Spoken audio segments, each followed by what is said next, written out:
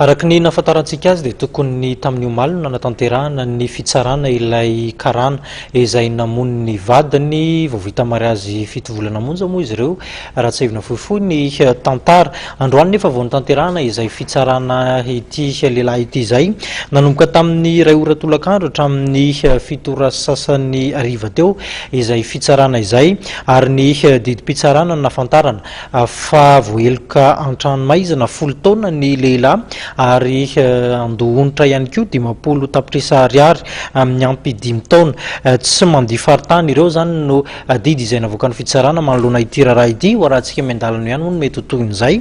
Fa lafim-baovao mahakasika ny tontolon'ny fitantanam-bola kosa indray, totosana maraina teo teny ministeran'ny teti-bola sy ny fitantanam-bola ny fanaovan-tsy ny mpiara-miasa teo amin'ny dinika faharoa ao anatin'ny ministera tompon'andraikitra zany dia ny ministra Ramatoa Vonintsalama Senoso Andriambololona sy ry zareo teo anivon'ny ambasador'ny vondrona Europeana miasa simoana eto Madagasikara Andriamatoa Benito Sanchez. Tatapavao.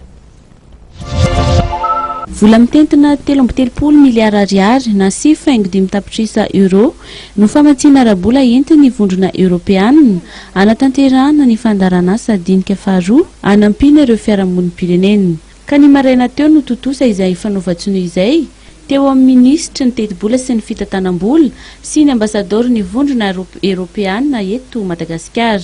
Fanaovan-tsony androany zany araka hitasika teo dia natao miaraka tamin'ny Union Européenne zany mikasika ny famatsiana ara-bola ny projet dinika. Io projet dinika io zany dia entina ho an'ny société civile le projet dinika io zany misy famatsiana ara-bola zany amin'ny zareo azahoana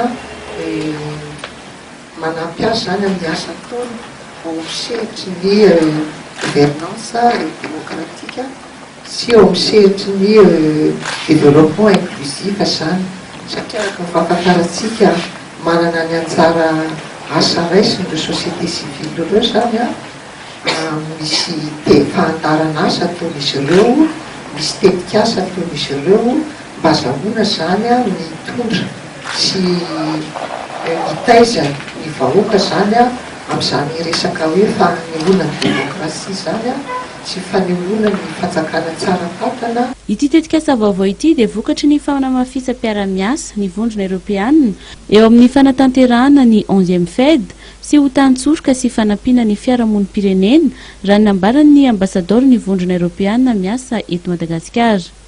Ka ny 20 tapitrisa euro tamin'ity fanampiana ity dia avy amin'ny 11e FED ary avy amin'ny coopération allemande amin'ny alalan'ny GIZ kosa ny 2.5 tapitrisa euro.